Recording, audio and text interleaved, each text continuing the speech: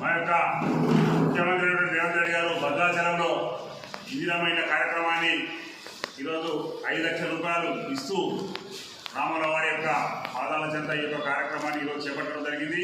దాదాపు నిన్నటి వరకు 4 హామీలు 4 గ్యారంటీలు పూర్తి చేసుకొని ఈరోజు నుంచి 5వ గ్యారంటీని కూడా పూర్తి చేసుకున్నటువంటి వ్యక్తి మా యొక్క ముఖ్యమంత్రి రేవంత్ రెడ్డి గారిని కూడా సందర్భంగా తెలియజేస్తా ఉన్నాను.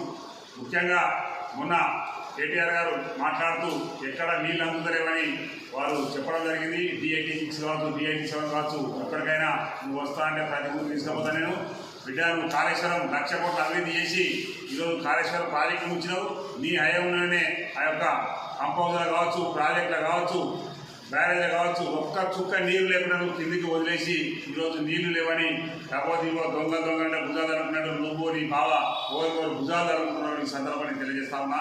ముఖ్యంగా మిమ్మల్ని అడిగేది ఒకటే, ఈరోజు కరీంనగర్లో చూసినట్టయితే దాదాపు 10 మంది కార్పొరేటర్లు ఇప్పటికే జైలుకు పోయారు. ఇంకా భవిష్యత్తులో చాలామంది మీ యొక్క టీఆర్ఎస్ నాయకులు జైలుకు పోయేటువంటి అవకాశం ఉందనే సందర్భాన్ని తెలియజేస్తా ఉన్నా. ముఖ్యంగా మీరు గమనించాల్సిన విషయం, కరీంనగర్లో గంగుల కమలాకర్ గారు 34 ఎకరాలు ఈరోజు వక్కుబూట్లు కబ్జా పెట్టి అన్న ఫామ్ హౌస్ కట్టి గ్రైనర్ వ్యాపారం చేస్తూ ఉన్నాడు. అయినా కానీ ఇప్పటికి కూడా మీరు స్పందించలేదు. అదేవిధంగా ఎవరైతే అరెస్ట్ అయినటువంటి వాళ్ళని కూడా ఇప్పటివరకు టీఆర్ఎస్ పార్టీ నుంచి మీరు సస్పెండ్ చేయాలని సందర్భాన్ని తెలియజేస్తా ఉన్నా. మొన్న ఒక ఎంఆర్ఓ శ్రీనివాస్ గారు గతంలో కొత్తపల్లి ఎంఆర్ఓ పనిచేస్తూ మీరు చెప్పిన ప్రతి భూములు మీరు అడిగిన వాళ్ళకు రైతులను కాదనకుండా మీకు ఎవరికి ఎంతెంత అవసరం ఉంటే అంతంతా 34 ఎకరాలు కావచ్చు, ఇంకా చాలా అవినీతి కార్యక్రమాలు చేసి మీకు ఎన్నో రకాల లాభాలు చేసిండు. కానీ అతన్ని సస్పెండ్ చేయకుండా మీరు హుజాబాద్కు ట్రాన్స్ఫర్ చేయడం జరిగింది. అదేవిధంగా మొన్న ఈ ఎంక్వైరీ జరిగిన తర్వాత ఇప్పుడు అతన్ని సస్పెండ్ చేయడం జరిగింది. కాంగ్రెస్ గవర్నమెంట్ వచ్చిన తర్వాత ఈరోజు అధికారులను కూడా హెచ్చరిస్తా ఉన్నాం. గతంలో ఎవరైతే తప్పు చేసిందో వారిని కూడా సస్పెండ్ చేయడం జరుగుతుంది. మీకు ఇంకొకటి ముస్లిం సోదరులు కూడా విజ్ఞప్తి చేస్తా ఉన్నా, మీ వక్కుబూట్లో పోయి మీరు కూడా అక్కడ ప్రార్థన చేయాల్సిందిగా విజ్ఞప్తి చేస్తా ఉన్నా. మీ భూమి ఖచ్చితంగా మీకు వస్తుంది. నేను చిన్న ఆర్టికల్ కూడా చూసిన, గంగుల కమలాకర్ చైర్మన్ భూమి విడిచిపెట్టినని వారు రాయడం జరిగింది. కానీ అది ఎంత నిజమో ఎంత అబద్ధం అనేది పత్రికా సోదరులు గమనించాల్సిందిగా విజ్ఞప్తి చేస్తా ఉన్నా.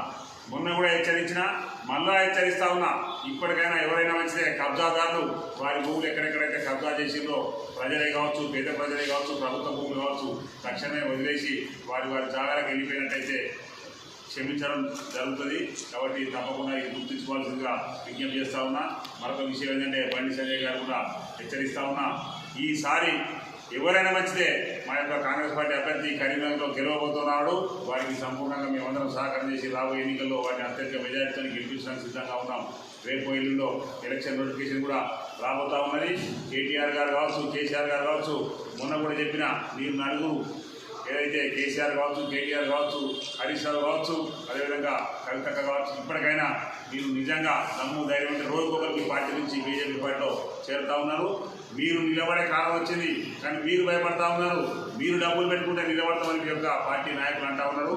ఇది కూడా మీరు గమనించుకోవాలి. ఈరోజు ఒక్క ఓటమితో ఈ పార్టీ మొదలు పెట్టిన అటు అయిందని కూడా ఈ సందర్భంగా తెలియజేస్తా ఉన్నా.